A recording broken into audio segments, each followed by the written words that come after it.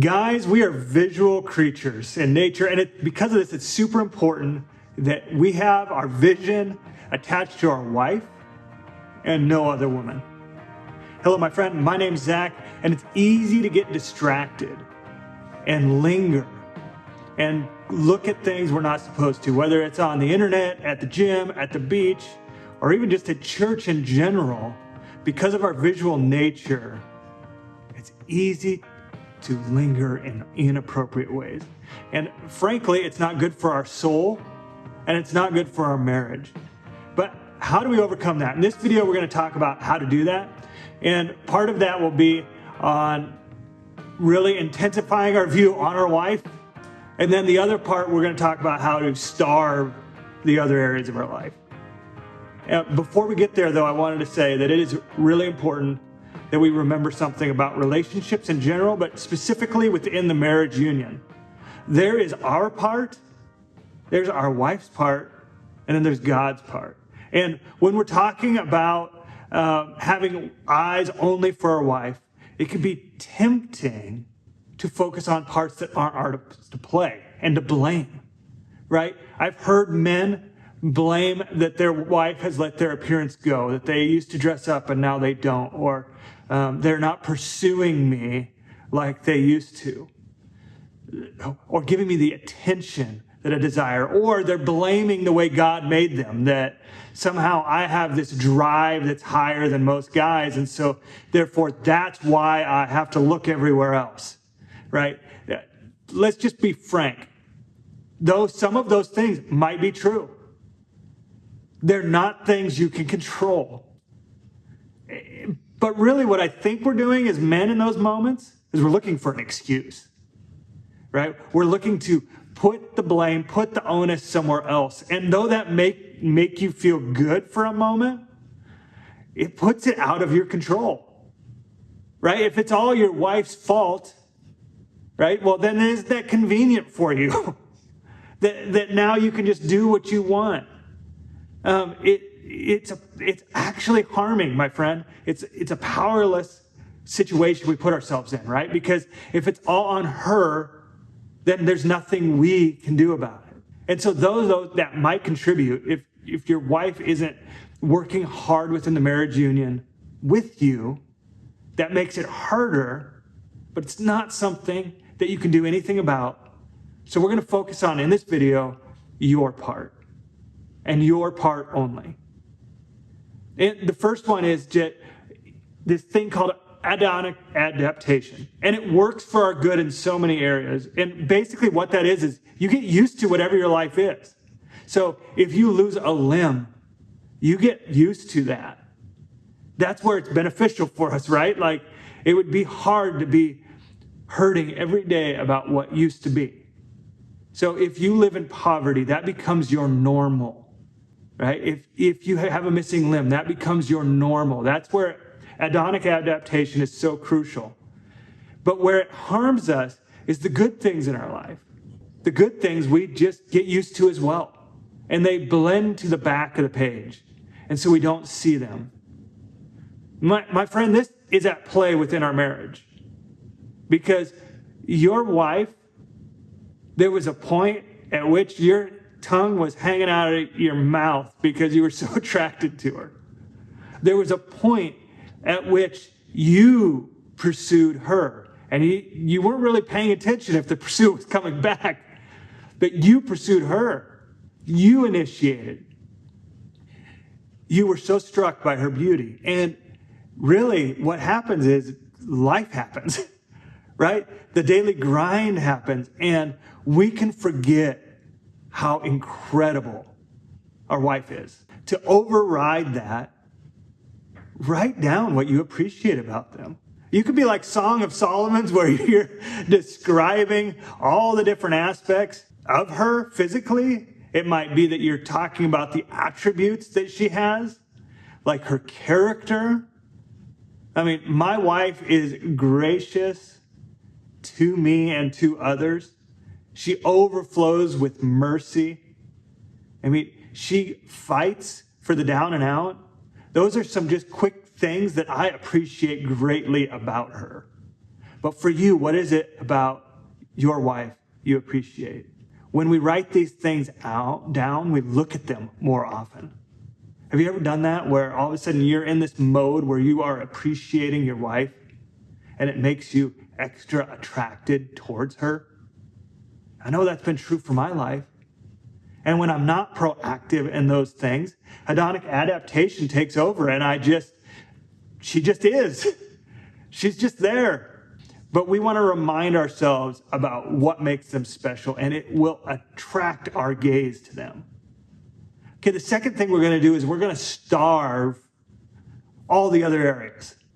We don't think about this enough. I mean, the Bible talks about if your eye sins, pluck it out. Please don't pluck out your eyes if you're looking where you shouldn't look. That's not what I'm talking about here. But are you closing the gates to different areas? Like if social media is a struggle, like let's say you're on Instagram and your stream is just filled with pictures of other women, that's not going to be helping you in the pursuit of just looking at your wife. TikTok is a definite don't go. Like there's so many areas where we like some of the things about social media, and so we allow it to permeate our lives, and it's just not beneficial. Or maybe you're watching certain TV shows or movies that you like, but there's certain scenes in them that trigger you. We need to be aware of all the different areas where temptation grabs hold. And we need to move the boundary back from there, not right up to there. We're tempted to do that, guys. We're tempted to put the line so close to failure that we're just flirting with it. But don't do that. Pluck out the eye. Not really. But like move back. Move back the line. Something that's really helped me in my life is Covenant Eyes. And this is a software, it goes on your phone, and it takes screenshots randomly. They're blurred out of what you're looking at. Or if you go to a website, it'll let your accountability partner know. And so if you're interested in a software like Covenant Eyes, in the description below, there'll be an affiliate link. Yes, it's an affiliate for me, but I use it, and only if you're going to use it, buy it. If you're not, don't waste your money there. But there's other apps as well.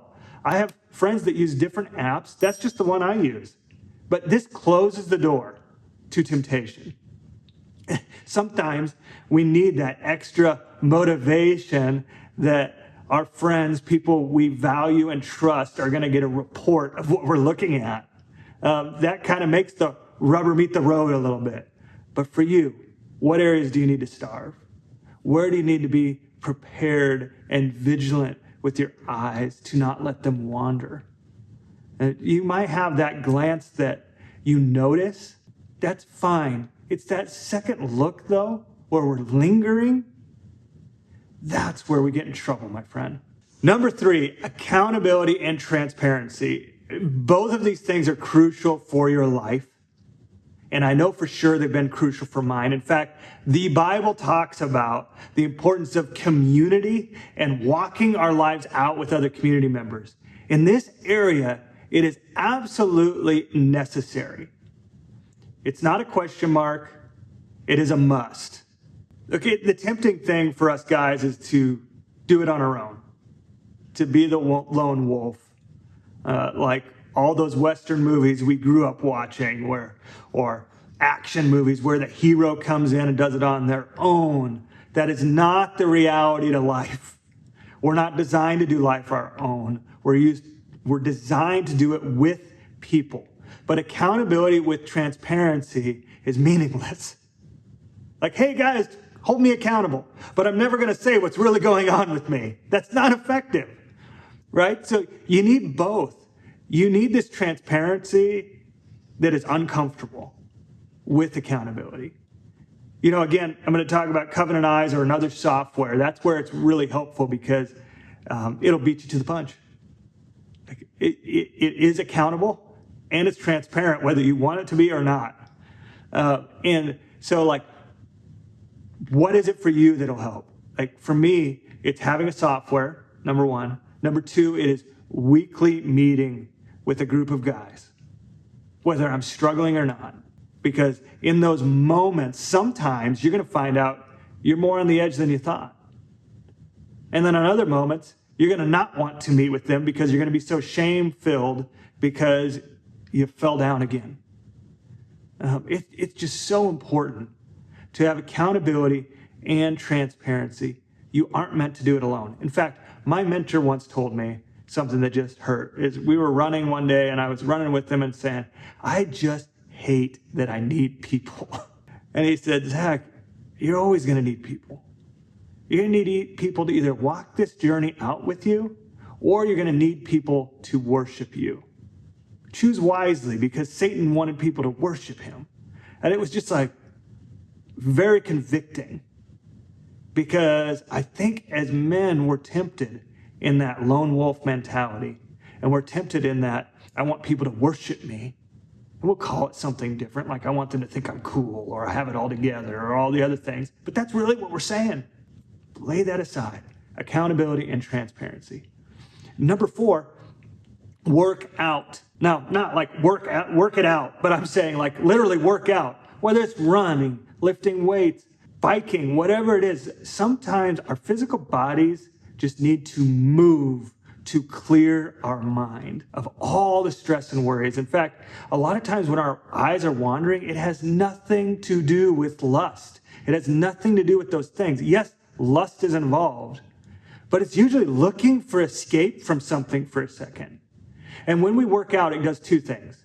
One, it helps us to handle that stress that's underneath and make us more focused.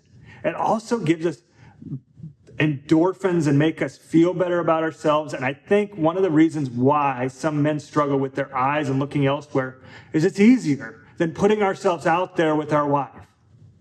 It's easier to just go take the easy path and oogle from a distance instead of actually connect with the one we're designed to connect with.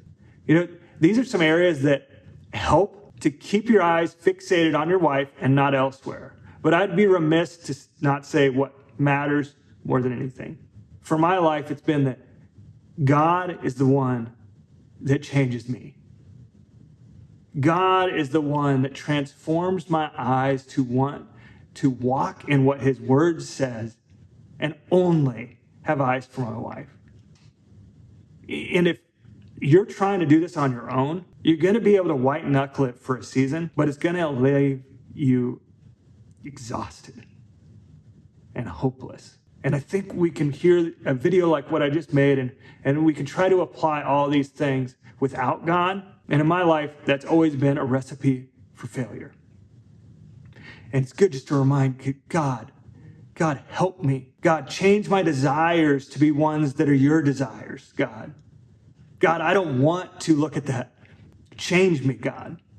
And there is this pleading in prayer that I think as guys, we just need to remind ourselves that we need that. Apart from him, we are nothing. But with him, he clothed us in his righteousness and calls us worthy. And when we live out of that space and have eyes for our wife, it's a meaningful life. Hey, if you're wondering, what are the harmful effects? What are the harmful effects of lingering, Zach? This isn't a big deal. There's a video about the effects of pornography on marriage that I did. And watch this video right here. I think it might open your eyes to the layers underneath that you might not have considered.